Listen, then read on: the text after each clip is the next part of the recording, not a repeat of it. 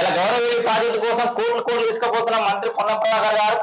దయచేసి మల్లన్న సాగర్ ప్రాజెక్టుకు ఎంత అవసరం ఉందో ఎస్టిమేషన్ చేసి ఆ ఎన్ని కోట్లకు అన్ని కోట్లు కూడా అవసరం లేకపోవచ్చు నాకు తెలిసి అయితే దాదాపు ఎన్నో 5-6 రోజులు ఉన్నట్టునే ఊరికో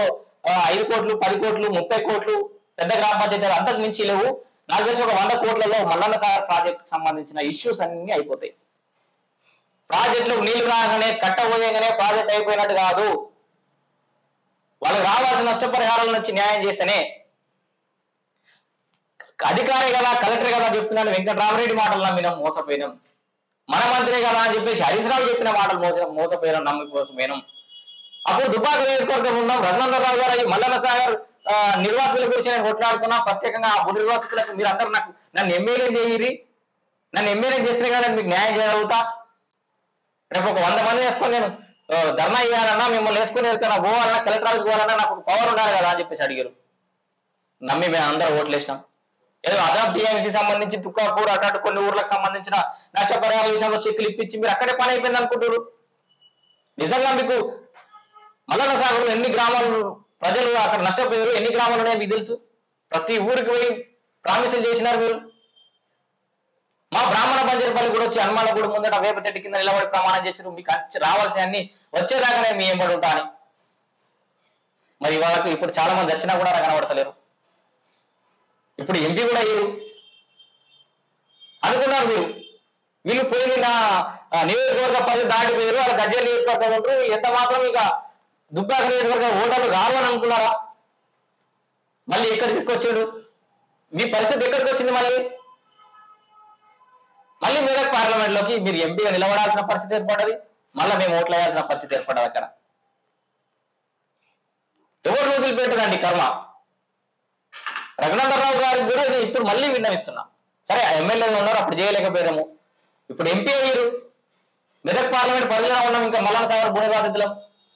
ఇంకా ట్రిపుల్ ఆర్ అని చెప్పేసి ఆడిని భూములు పోతాయట ఆడ కొంతమంది తెలియక భూములు పోవడం లేకపోతే ఆ ఊరు డబుల్ బెడ్రూమ్ కొంచెం దూరం కట్టుకున్నాడు వాళ్ళు కూడా పోతున్నారు ఈడ మునిగే ఆడ మునిగబట్టే రకరకాల ప్రాజెక్టులతోటి మల్లన్న సాగర్ భూ నిర్వాసితులు ఇంకా ఇబ్బందులు పడుతారు ఏ నాయకుడి దగ్గర పోవాలనో తెలియని పరిస్థితి ఎమ్మెల్యే దిక్కుండడా వేరే లీడర్ ఎవరు లేకపోయా కనీసం మీరన్నా ఎంపీగా మీరైనా కనీసం ముందుకు రండి సిద్దిపేట నియోజకవర్గ ఎమ్మెల్యే అయితే పట్టించుకోవాలి కానీ కనీసం ఎంపీగా మీరన్నా గజ్వేల్ ఓట్లు అడగడానికి రాలేదు ఇదే వేదికగానే అందరికి చెప్తున్నా అటు బీజేపీకి సంబంధించిన రఘునందరావు గారు ఇటు ఈ కాంగ్రెస్ సంబంధించిన నీలమ్మలు కానీ బీఆర్ఎస్ సంబంధించిన వెంకటరామరెడ్డి అసలు అది వచ్చే పరిస్థితి లేదు కానీ అందరు గజ్వేల్లో ప్రచారం చేసినా మీరు అనుకుంటారు గజ్వేల్ అంటే నాట్ ఓన్లీ గజ్వేల్ అక్కడ 6 కాలనీస్ అనేవి ఉన్నాయి గజ్వేల్ ఎంత ఉందో అంత ఉన్నాయండి ఆడ డబుల్ బెడ్రూమ్ కానీ దాంట్లోకి వచ్చి ఓటు అడిగే ముఖం ఏ ఒక్క నాయకుడికి లేదంటే ఏంటి పరిస్థితి అర్థం చేసుకోండి ఎక్కడ ఇప్పుడు హామీలు ఇస్తే తర్వాత దాన్ని ఫాలో అప్ చేయాల్సి వస్తుందేమో నీలమ్మ గారు అంటారు అరే ఇదివరకు నేను వాళ్ళ విషయం ఎత్తుకున్నా కదా ఇప్పుడు పోతే నా పరిస్థితి ఏంటో అని రఘునందరావు గారు రాడు క్షమించాలి రఘునందరావు గారు రారు వెంకటరామరెడ్డి అసలే రాడే వెంకటరామరెడ్డి అయితే తరిమి ఓటుడేగా జనాలు అసలు ఎట్లా బూతులు మాట్లాడిన చూసినాం మనం సో ఇది మల్లన్న సాగర్ భూనివాసితులు అసలు ఉన్నామా లేదా మేము గజ్వేల్ నియోజకవర్గంలో ఉన్నామా దుబ్బాక నియోజకవర్గంలో ఉన్నామా మా సిద్దిపేట జిల్లానేనా అసలు మా తెలంగాణనేనా మమ్మల్ని ఒక ఓటర్గా గుర్తిస్తున్నా అసలు గుర్తుపడుతున్నా మేము తెలంగాణ ఓటర్లమేనా అనే ఒక అనుమానం వస్తుంది ఇవాళ జనాలకి ఇలా గ్రామ పంచాయతీలు ఏముస్తారా గజ్వేల్ మున్సిపల్లో విలీనం చేస్తారా అదొక రకమైన సమస్య మళ్ళా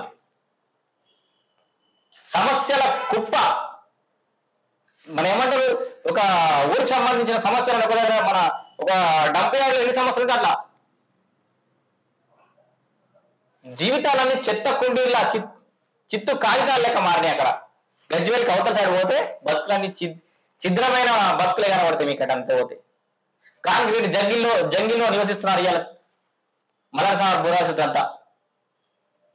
కాంక్రీట్ జంగిల్ ఎవరికి ఉపాధి లేదు దాదాపు 5,000 నుంచి 7,000 కుటుంబాలు తీసుకపోయి అక్కడ 6 కాలనీస్ లో పెట్టారు ఎక్కడ పని చేసుకోవాలి మీకోసం ప్రాజెక్టులు వస్తే మీకు ఉపాధి కల్పిస్తామని చెప్పారు ఏవి ప్రాజెక్టులు ఏవి ఉపాధి సొంత గ్రామంలో ఇన్ని మేకలు ఇన్ని బర్రెలు కాసుకొని బతికిన వాళ్ళు ఇలా కాంక్రీట్ జంగిల్లో ఏం చేయాలి పక్కనే అటవీ భూములకు పోనీయారు పశువులని, పోయి ఇంకో పని చేసుకునే పరిస్థితి లేదు. సో ఇది అంటే మల్లన్న సాగర్ భూ నిర్వాసితుల పరిస్థితి అనేది గిట్లుంది. ఇలా ఏ ప్రభుత్వం కూడా పట్టించుకునే పరిస్థితి లేదు. ఇటు కాంగ్రెస్ ప్రభుత్వం అంతే తయారైంది, అటు బీఆర్ఎస్ గట్లే ఉండే, మనం ఇలా టైటిల్ పెట్టింది కూడా అదే దొందుతుంది అని, మల్లన్న సాగర్కు గుండు సున్నా ఇచ్చిందని. దేశమంతా మోడీ ఏమిచ్చిండు గాడిగూడు అని చెప్పేసి రేవంత్ రెడ్డి గారు నెత్తి మీద పెట్టుకుని ఆ గాడిగూడు పెట్టుకుని ఊరైన పరిస్థితి. ఇవాళ మరి మల్లన్న సాగర్కు కాంగ్రెస్ ప్రభుత్వం ఏమిచ్చింది? ఎందుకు ఏ నాయకుడు వచ్చి అడగడు? ఇటు బీజేపీ వాళ్ళని కూడా అడుగుతున్నా, ఇటు బీఆర్ఎస్ కూడా కనీసం ఇప్పుడైనా సిగ్గు వేసుకొని అడిగితే వాస్తవానికి అడగరు. నేనే అసలు రాంగ్ పర్సెప్షన్ లో ఉన్నా. బీఆర్ఎస్ ఎట్లా అడుగుతారు? ఇయ్యని అడిగే హక్కు మీకు లేక, ఎందుకంటే మీకే శాతం కాకపోయి మీరే ఇవ్వకపోతుంది. కాంగ్రెస్ వాళ్ళు ఎడికి ఇస్తారు?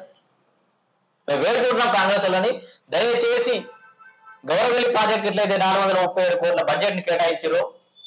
మల్లన్న సాగర్ భూ నిర్వాసితులకు కూడా అట్లే ఎంత అవసరం ఉందో రిక్వైర్ అయిన బడ్జెట్ ని కేటాయించి